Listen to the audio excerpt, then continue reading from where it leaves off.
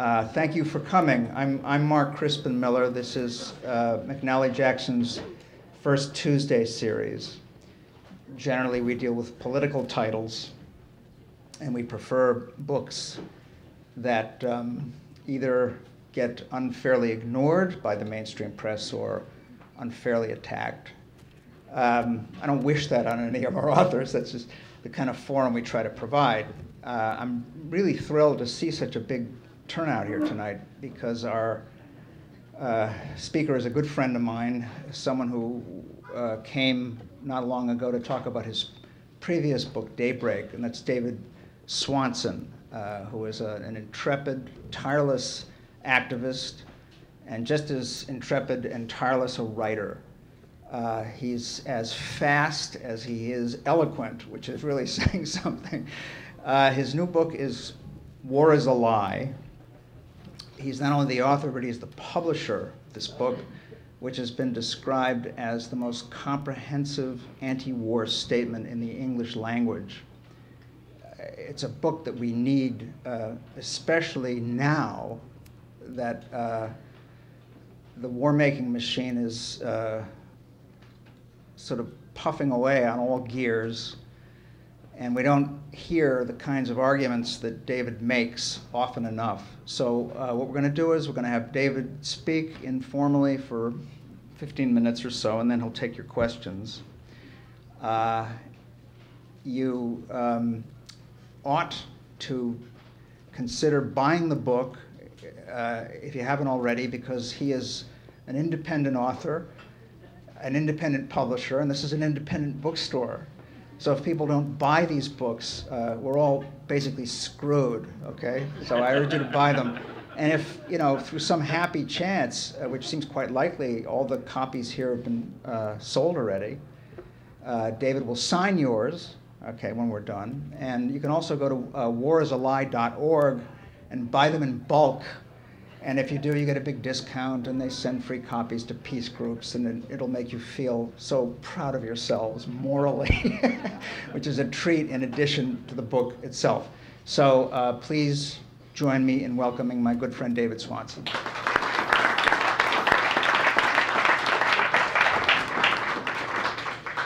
That is wonderful to have such an introduction from Mark Crispin Miller, who is an author I have admired for a long time. Thank you very much to McNally Jackson Bookstore and to Mark for setting this up. And I was on the phone recently with a group of people in Afghanistan, and some Americans were over there who are coming back here to New York City, and I wanted to be sure to mention and not forget Kathy Kelly. How many of you know who Kathy Kelly is?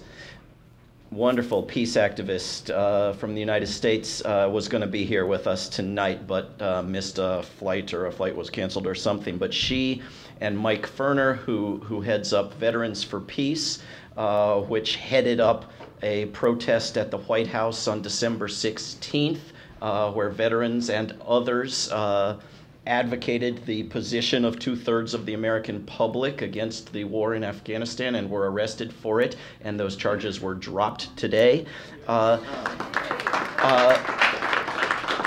Mike Ferner and Eric Stoner, a New Yorker, and Kathy are going to be here at the Unitarian Church at 1157 Lexington and 80th Street on Friday the 7th at 7. So show up for that.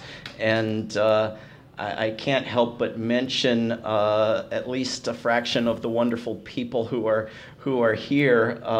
Independent filmmaker and author Danny Schechter, raise your hand. Head of one of our best activist groups, World Can't Wait, Deborah Sweet, I spot over there. Author of one of the best works of fiction I know of against this war machine, that is of drama, of a play called Prophecy, among others, is here in the front. Karen Malpede, raise your hand.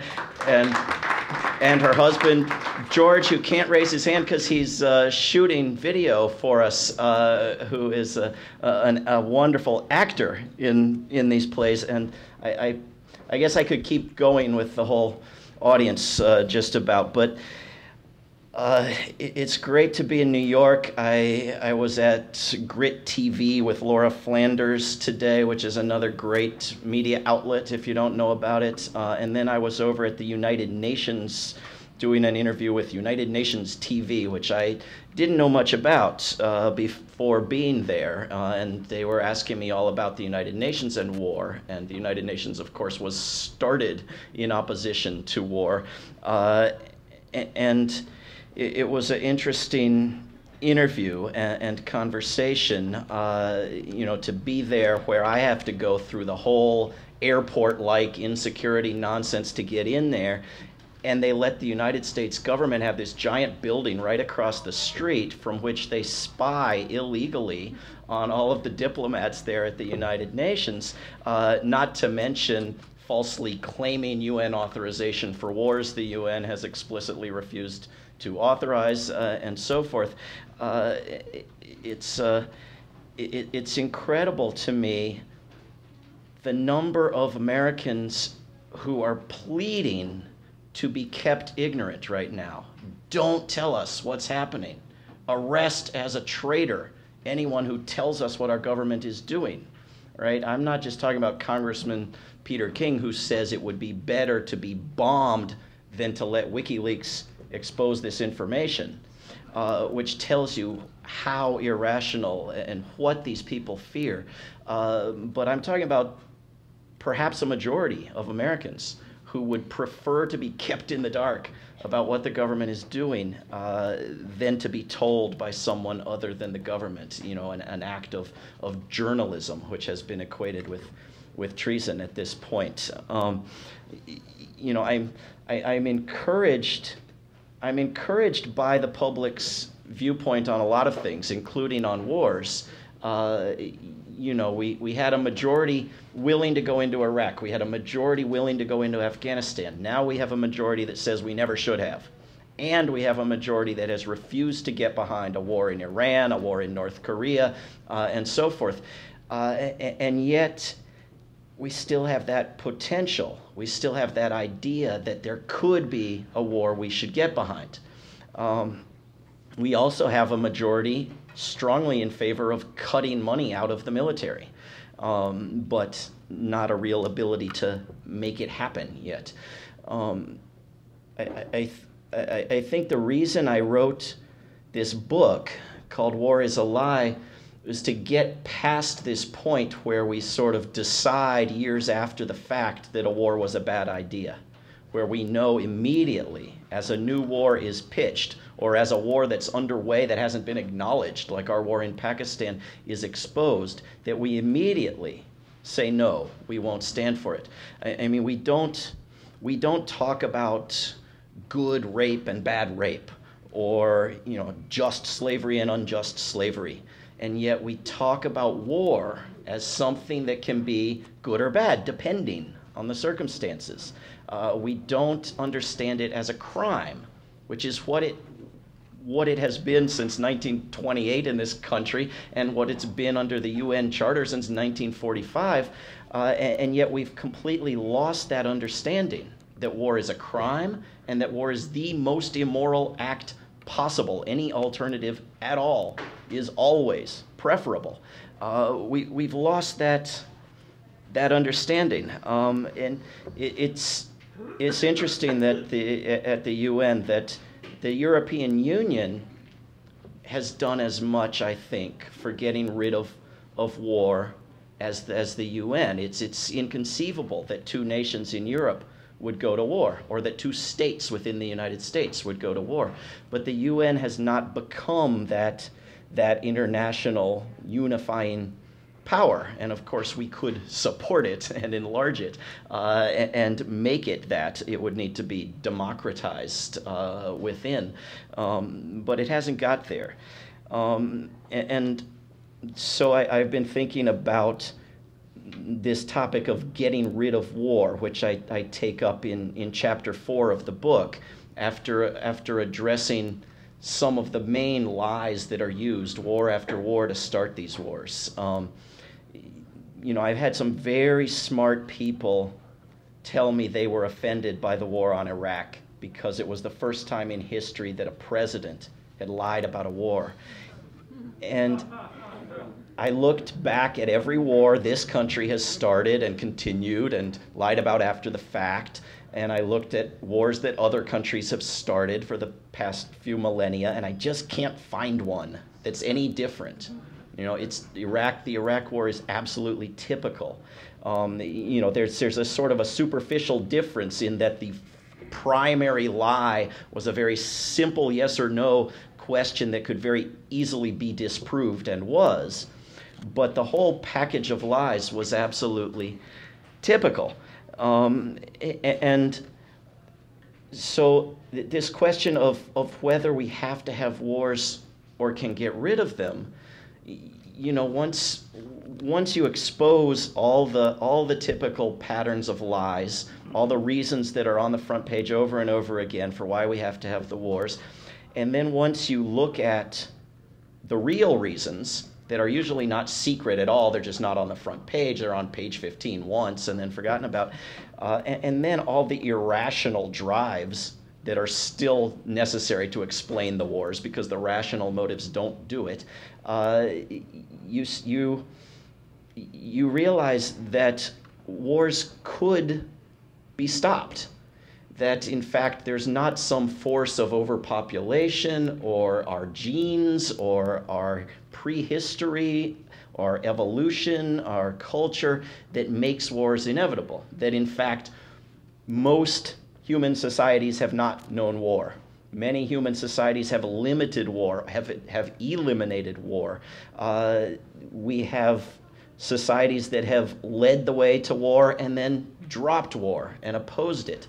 We have whole regions and continents that have not known war until other cultures came. Australia didn't have war. Parts of the southwest of this country didn't have war. And so you have to take a new look at the contemporary scene and history and prehistory. So we stop looking at ancient bones of Australopithecine and finding war wounds where there's really tooth wounds of the cats that ate us. You have to stop looking at the walls of Jericho that were built for floods and pretending they were built for wars, because we impose war on everybody, and come to an understanding that we have a choice here. That in fact, if other nations weren't pushing war just because they can't, just because of a Pax Americana, just because they don't need to or they can't win them, then they would be gung-ho about joining our coalitions of the willing. And they just aren't. They have to be bribed and pulled, kicking and screaming.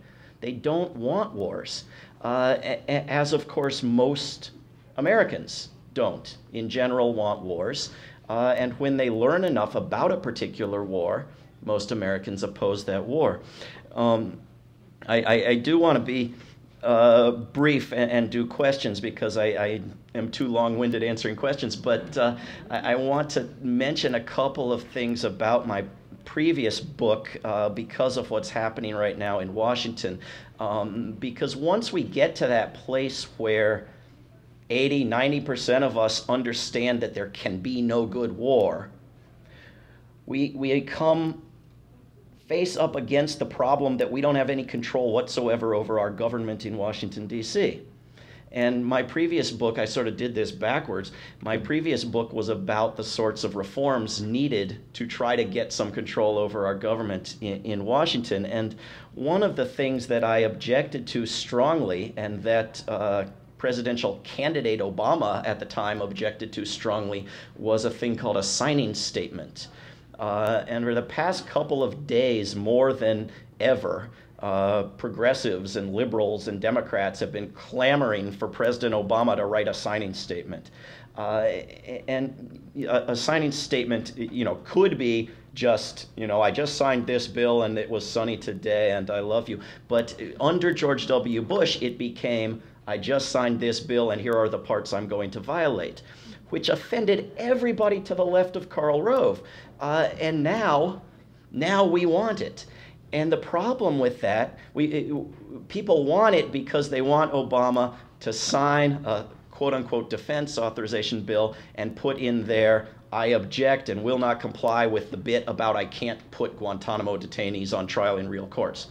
Right? Not that he's going to actually do it, but that he wants to have the power in order, in the words of a White House spokesperson, to be able to pretend you're closing Guantanamo. His words. And so now people want the signing state. And the problem with this is that when you give presidents the power to eliminate laws, when you take the power away from Congress to make laws, presidents will have absolute power regardless of whether they're on your team or the evil team. This will be all future presidents now because you've had 2 consecutive presidents of opposing parties, as they call them, engage in this practice. This is far, far more dangerous than Guantanamo, right? As is the proposal for a new authorization to use military force that would go beyond the one from 2001, which we routinely violate anyway, but would take out the part about there needs to be a connection to 9/11 and just say presidents can make wars. All right, this is something the new Republican House wants to do, regardless of who's president at the moment. And then the other thing is a thing called the filibuster, which, you know, we all think is this wonderful grassroots democratic mechanism because of a film that a war propagandist made 70 years ago with Jimmy Stewart in it. And the fact is that giving long speeches, I don't care if you're Jimmy Stewart or Strom Thurmond or Bernie Sanders, is not a filibuster. It's just giving long speeches. A filibuster is blocking a bill with a minority of people signed up to block a bill, which is minority rule even within that incredibly disproportionate gang of 100 wealthy, rich, old white guys that we call the Senate.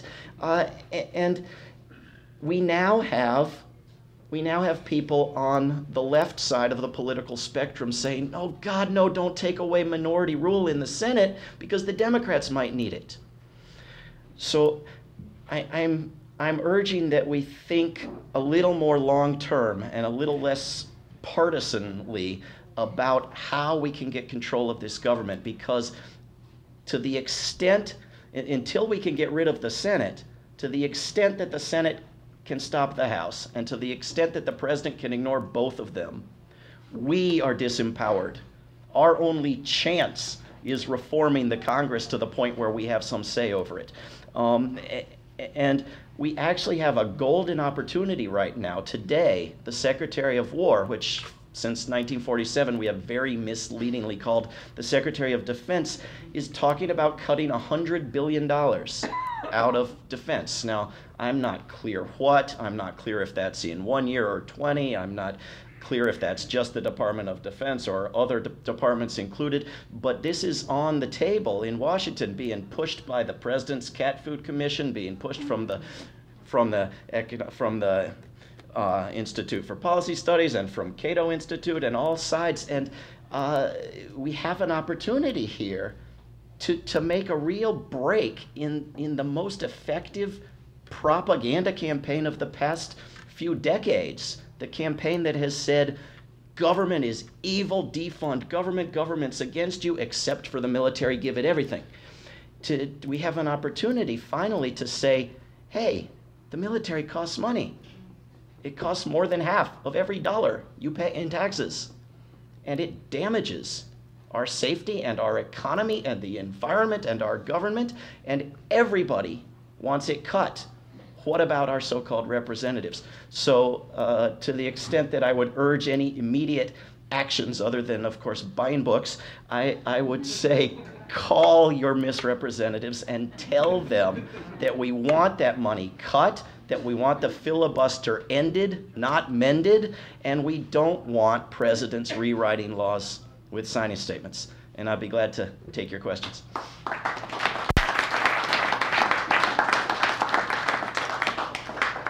And we have one microphone and it's here, so if you could speak up, that would be wonderful, and then I'll try to repeat your question if people miss it. Yeah. In the second row here, and then... The top-selling video game presently, by far, is Modern Warfare Call of Duty. You're familiar with this? Could you please talk about that? It's a Cold War.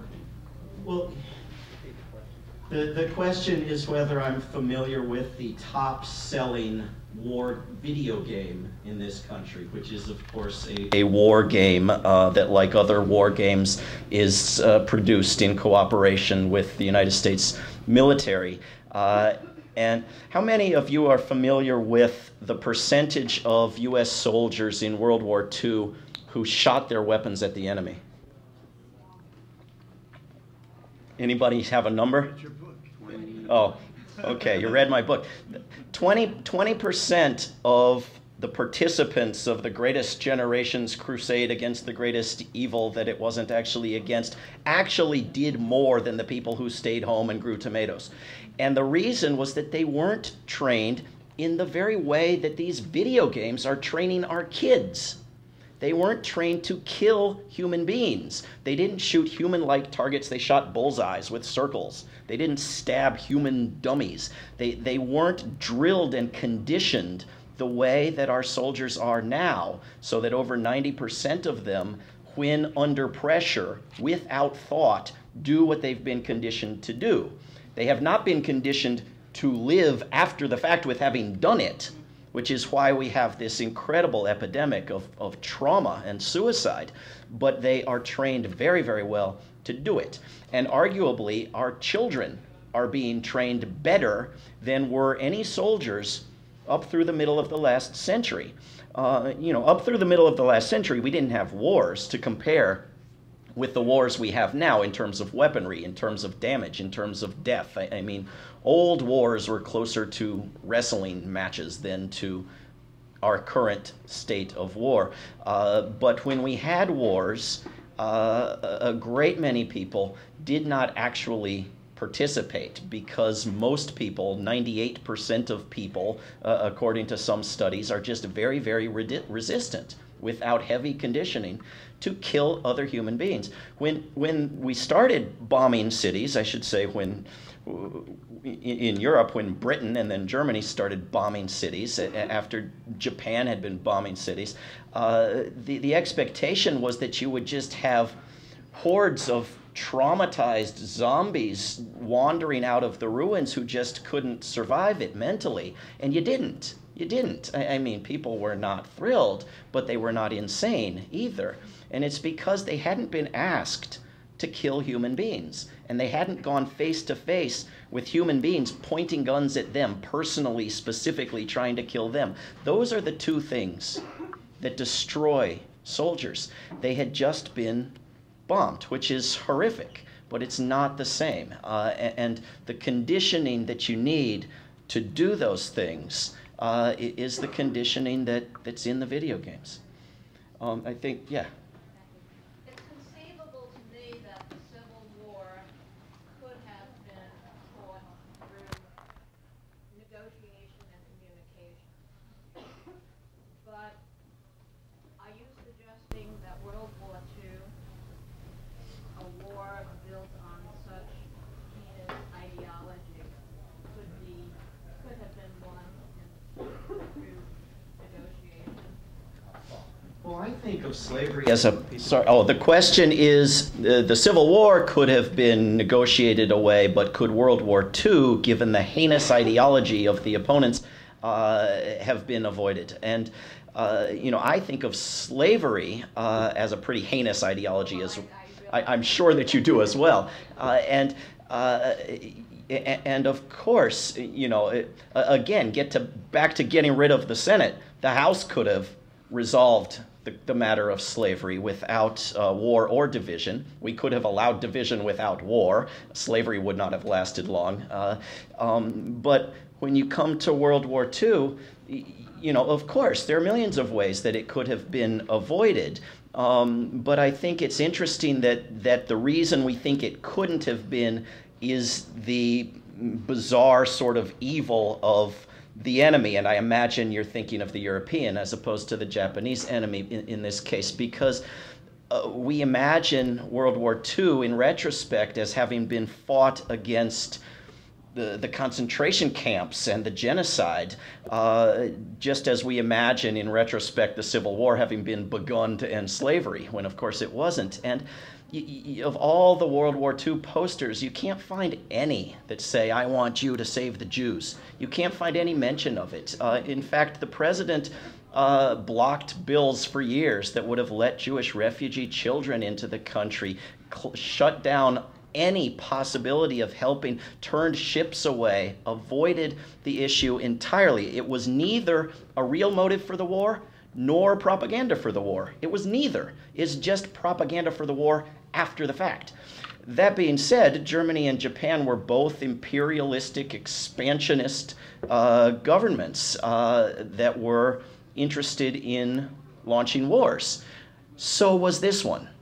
And the further you go back, the easier it is to explain how easily you could have avoided World War II, right? We could have not ended World War I by punishing an entire people rather than its rulers. We could have not invested Wall Street money in the Nazis for decades. We could have taken steps for decades to improve what was happening in Europe and in Japan.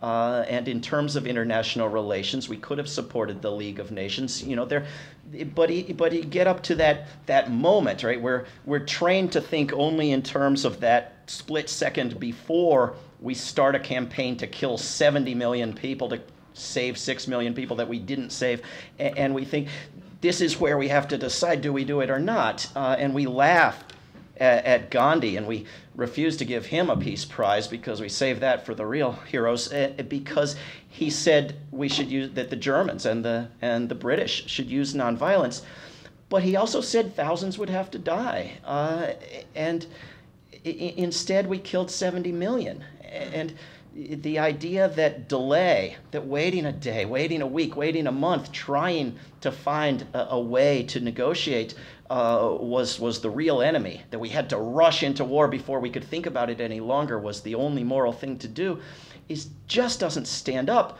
against the fact that you can't imagine anything worse than the course we took that killed 70 million people. But that being said, you can go back 70 years to World War II and say, aha, there can be good wars, and provide not a shred of support for keeping the current war machine alive.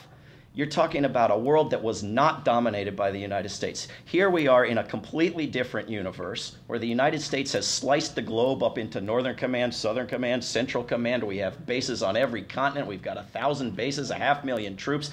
Everybody's got U.S. troops on their doorstep. We dominate the place, not to mention outer space.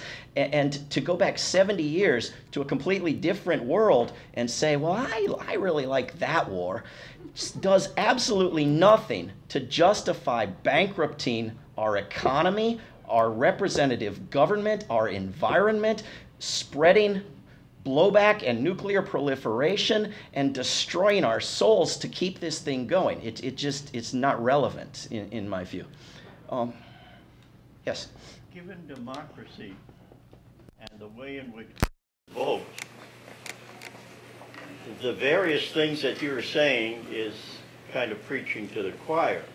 What methodology can you use, given that you have to elect congressmen, blue-collar people who don't think the way you and I do? What method can you use within democracy to change the situation that you're referring to? God, just electing a blue-collar congressman, I think, would be a wonderful development. If you know of any, please put me in touch. The fact is that unless... The senator from Boston. The senator from Boston. One. Well, you know, if you pose naked, I guess you can get in there. I hear you're dodging the issue. Well, I'm saying you can't make democracy work by brainwashing people to vote in a good way and not vote their best interest. People vote their prejudice over their pocket. If they would be intelligent, they would vote out the Republicans, but in their financial best interest. However, they vote their prejudice. Now, given that, how do you change this situation? Well, most people, Can I just say something? if you let me answer this, yeah. Okay. Well, no,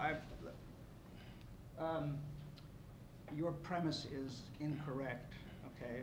Because there is every evidence that both Bush regimes were not elected by the people of this country, and there is also evidence that Scott Brown wasn't elected, okay? We have a completely corrupt voting system that is the plaything primarily, although not only of the Republicans. So you cannot take the official results of any elections over the last 10 years and base an argument about what the people really want and how they vote on it. That's just as a point of information. It's not the subject of tonight's talk, but it's important that more people support David's position than we would think from the results of our elections in this decade. But it is the subject of some great books written and edited by this guy, including Loser Take All, I think, is the one you should start with. But I think that setting aside whether our votes are accurately counted, and I completely agree with Mark on this one, both Americans and that other 95% of humanity that we sort of brush aside a lot of times have very often voted very intelligently, and education has made a tremendous amount of difference in that. And when we got into both world wars and the Vietnam War and most of the wars that we've been involved in, people voted for candidates who said they would keep them out of the wars. People voted for candidates who said they would end the wars. Or, as in 2006, people voted in the Democrats, their primary reason in every exit poll, so that they would end the war in Iraq. Of course, the Democrats, for the most part, hadn't promised to do that, and they proceeded to escalate it, and then proceeded to escalate the war in Afghanistan after we voted them in one more time. So, you know, after 4 years of that, when people give up and stay home, which is what happened, they didn't change and say, oh, I'll try the Republicans. No, they stayed home. It's not so terribly shocking. It's not forgivable. It's not the right choice, but it's also not the biggest part of what people have to do in a representative republic, which in large part involves making their demands clear in between elections as well as on that one day. But if you're going to give up on the possibility of educating your fellow citizens to a wiser view of the world than you think they have, then you're giving up on democracy, and you're hoping for a benevolent dictator, or you're just ready for doomsday. And it's these people who are currently saying, oh, let's keep minority rule in the Senate, let's have presidents rewrite laws, that I think are hoping for a benevolent dictator in the face of not having one, and knowing full well that they're sooner or later, probably within 2 years, going to have someone they think of as the exact opposite of that. Yes, sir. Yeah, when I came back from Vietnam, I racked my brain trying to figure out why I went to Vietnam. And someone challenged me and said, you'll never figure this out unless you understand what imperialism is. And in doing that, I tried to get more scientific and more materialist about this system that we live under. And went back and studied U.S. history and also, all the wars, certainly since the 1800s, and the whole role of the U.S. military, for the past 200 years. And the question is, when you refer to Britain and Germany as imperialist powers, you didn't actually call this country an imperialist power for the past, since the 1800s. And my question is, if you're going to uproot something and oppose something, shouldn't you be trying to understand what the root of it is? Isn't the root of it in the property relations in this capitalist system that actually needs war and expansion in order to stay alive? And the question then becomes, isn't that the source of war? And Well, I do have a book that calls this country an imperialist power since before this country was a country, and points to the defeat of Britain in the U.S. War of Independence as very bad news for Native Americans, because Britain had been preventing expansion westward. I mean, the very act of birth of this country was an act of expansionist empire. It's in our bones. It's been there ever since. It's been justified as the will of God and everything else. And it's something that Americans have a very hard time seeing the way the rest of the world sees it. Our exceptionalism comes straight out of that. This idea that we have to stay in Afghanistan for the good of the Afghans, whether they like it or not, knowing full well that we would never stand for that in our own country, occupied by someone else, comes straight out of that. But when you say, isn't that the root of war, isn't that the reason for war, I have to disagree, because before the evening's through, if this event is like others, 6 other people will explain the single reason for war, and it'll be something else, and they'll be just as right as you are, because there isn't a single reason for wars. I mean, these wars have electoral motivations among politicians, they have profit motives, they have motives of power and domination and insecurity of the emotions of these people that are just irrational, as well as being driven by, strategic calculations of where the bases should go and the desire to test new weaponry and so forth. There's always a whole package of real reasons, and a lot of them are part of building an empire. But I don't think that's all there is to it, that simply, or that encompasses all of the reasons for war. But I'm 1,000% in favor of talking about it as much as possible, and I do in the book. Hi. Yes. I'm sorry I missed your talk. I had a client and had to miss it, but I read a little. I wondered if you could assess what the effects are of our empire that's now at war, regarding, does it help certain corporations? Does it help a certain class of investors? Does it help American workers? Has that been assessed, and if so, what would be, in other words, what is the effect that we're surrounding China? Does that keep China more away from the idea that they're going to demand payment now? I mean, does it have any effect at all, the empire, except for the good of the generals and the people selling the war equipment? What effect will that have? I don't know. As Mark says, that's a rhetorical question. If you heard the question, it is what beneficial effect on anybody or our workers or our society or our foreign relations does this war making have? And very, very little. In fact, what we're doing militarily, imperialistically, is destroying our economy.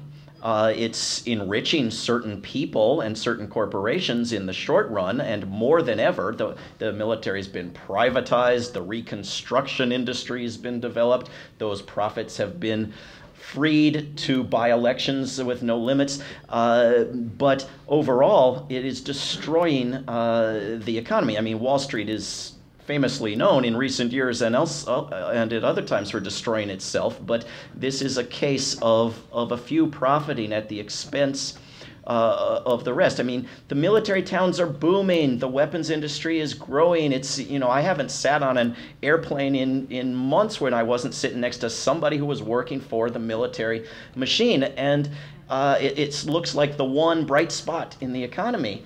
And yet economists will tell you without dispute that those same dollars would buy more jobs and better jobs in any other industry than that one. It's, without the negative side effects as well. It's destroying the environment, the physical environment. The single biggest consumer of petroleum is our military. The biggest destroyer of land and water is our military. Environmental groups that continue to be good Americans and not oppose this military machine are selling out the world, literally. It's destroying our civil liberties and our possibilities for representative government in Washington, D.C. during wartime. All can be stripped away, and we now have permanent wartime. It is predictably and treasonously expanding global terrorism each and every year of the global war on terrorism. The blowback is not going to be survivable. We are proliferating nuclear weapons, which is going to take off at an exponential rate. We are not going to survive that. I mean, there are 8 ways in which this will kill us, whether you think some war 3 generations ago was a nice one or not. So, you know. But does it help an American corporation in the Philippines get business over a French company because we have this military power? Does it have any effect, and if so, for whom, in a positive way? I agree with everything I've heard you say. Well, look at the cables from WikiLeaks from the so-called State Department, which works for the so-called Defense Department. You know, much of what our State Department employees do is sell U.S.-made weapons to other countries. Certainly, those weapons makers like selling weapons. Certainly, they are pleased with that. Whether their grandchildren can survive it or not is a different question, and I would argue an important one. Yeah, but do we sell GM cars, though, more because of that? I'm sorry, I know I'm done.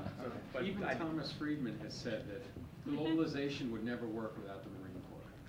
Yes, yes, but I don't think it would work even with it. Okay. 1, 2, 3. These will be our last 3 questions. I'll try to be brief. Yes, you. Oh, okay. David, you and I wrangle a lot about this. How do we get, from a writing and organizing perspective, how do we get the people in this country to take moral responsibility to end these wars? And I do have to say, one of the strengths of your book, for people who haven't read it yet, is one of the things we have that's a strength is the morality. You know, the conversation that you had with the Afghan kids this weekend, and what these wars have done in our name to the rest of the world is extremely important to bring out. But people say to me, people are not motivated by morality. They're motivated by their own pocketbook interest. And I find that a very cynical approach. I do think that there's a big problem we have. People have raised this, that you have a system that absolutely can't let the other guy run the Middle East. That's what's going on right now in my book, and all of our demands to this government, Democrat or Republican, to please stop this war are not heard because they must continue this kind of a war in order to run the world. I really feel that's what we're up against. As immoral as it is, as outrageous, how do we communicate that to the rest of the people that are living in this country with us? Well, I completely agree with you. It's somewhat of a rhetorical question, I think, as well. But I do think that Americans tell pollsters, for what that's worth, that their number 1 concern is surviving this economy, and their number 2 concern is stopping these wars. And I think that increasingly people are making the connection, and we're able to make that argument that there's a financial cost to these wars. But I do not think for a minute that we should be complicit in the false idea that that's the only thing that will motivate people, that people are only motivated by selfish or financial interests. I think that people are hugely motivated by humanitarian and generous concerns, which is why, of course, they sell the wars as humanitarian adventures. So I think you need both types of argument, and you need people to have a deeper understanding, which is why I'm spending time writing books and raising money to give the books to schools and libraries and counter recruitment groups. I think that it certainly can't hurt, but beyond having the understanding, I want people to have the moral drive to get in the way of the machine, and be willing to make sacrifices, and be willing to go to jail, and be willing to lose something out of their lives to try to stop this before it goes off a cliff, and to have an attention span that goes beyond but we just lost an election, or we haven't ended wars this month, to the point of the mindset of the people who got us the right to vote in the first place and ended slavery and everything good that's ever happened, which has come about by people working happily through their lifetime, allowing some future generation to see the victory. And I think Americans can get there. They've done it before. I haven't read your book, but I intend to. And I'm wondering if you think there's any potential or possible benefit in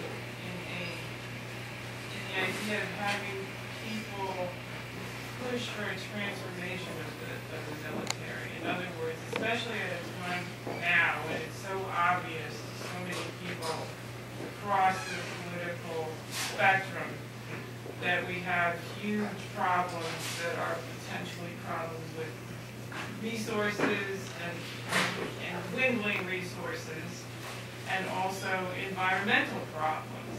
Is there, I can sort of feel myself saying there's risks to this, but maybe there would be some benefit to the idea of having some people push for a transformation of the military to do peaceful work that is also work that would be work that you would have to be trained and have skills. I mean, there were, for example, for Katrina, there was a real need to have people come together and organize a rescue operation and also a medical rescue operation. What if the military were trained to do that? Is it so impossible to think that the military could be transformed into a peace force? I don't know what you want to call it, but, you know, and that, you know, that there would be a way to you know, to Called the National Guard, and they were all aboard. I think that, I think, well, several answers. One that people are shouting out. If you didn't hear the question, it is, you know, can the military be transformed into something that works for peace and useful efforts and disaster relief and humanitarian efforts rather than just war? And a number of people have been saying National Guard, National Guard. And I do think that the campaigns in states to have states say you cannot federalize the National Guard and send it into foreign wars of empire are right on and should continue and should win. I think that we need efforts with the energy that is put into wars on peaceful crusades. I don't think they should be the responsibility of the military. I think that, as people have argued in this country since William James at least, we should have public service that's non-military, that's peaceful. That, you know, at the moment we have a particular crisis over stopping this planet getting too hot. There is absolutely no reason not to put the energy and effort into that goes into killing people. But I don't think it should come under the heading of the so-called Department of Defense. I don't think that having them take up concerns of hurricane relief and tsunami relief and so forth is a risk we can take. I mean, when they wanted to escalate in Vietnam and suddenly there were big floods in Vietnam and they said, oh yeah, we can send in the military for flood relief, it was you know, a godsend for them, but it was death to the Vietnamese. I think allowing the military to have that cover is something that we should not encourage. In fact, we should end it immediately. The military should be for what the military is for, if it has to exist at all, and that is fighting off attacks on our soil. And we should have separately what you're talking about. We certainly could have it. The lines are out the door to join the military because of the economy. Unless we have jobs, we can't stop the wars, and unless we stop the wars, we can't have jobs. But one way we could have jobs if we had a government would be to create separately what you're talking about. I think there was one more. Yeah. I don't know if I'm not sure if this will be a question, but I hope you'll answer it anyway. Well, partly, a couple of the speakers are really asking, really some analysis from you about what is the motivation, and isn't the fact that, I mean, I assume people like Granville Thorne, or people who you've read, and pacifists like Paul Goodman, who are making big analyses of war and the structure of our society. Granville Thorne said war is the health of the state. I think people are asking for a kind of, some analysis that ties in why we are such a warlike entity, and ties it into our, to use this, word, hierarchical society, where we know it's very wealthy people like to get very poor people, way down on the, on the class totem pole to fight for them and to kill other people for them. And when we're not, when we're not lobbing money into the military system, we're building prisons. So, we're the state is, the state has a monopoly of violence, and our economic system, the fact that we colonize every inch of space, every inch of time, seems to have to do with why we're such a war-making society. Does that interest you at all? I mean, do you engage with that kind of? I mean, I appreciate that you say you don't want to find one cause, and things are multiply caused, and I appreciate what you seem to be doing. But do any of these questions interest you? So, a number of good, excellent points, all of which I expand on in this book, and all of which I agree with. And if you missed any of them, it is absolutely the case that one of the economic motives for war is that patriotic fervor and war-making redirects energies against other nations rather than against the wealthy who are ripping people off in our own nation. I am delighted that you're so dissatisfied. I think we all need to be very dissatisfied, but I certainly agree 100% with everything that you've said. I think everything you've said is fundamentally important to fixing our country, and I've expanded on it at some length in this book, which includes a lengthy chapter that looks at the many motivations that keep us in wars, both rational and irrational motivations, including all of the ones that you touched on. I hope that's a little bit helpful.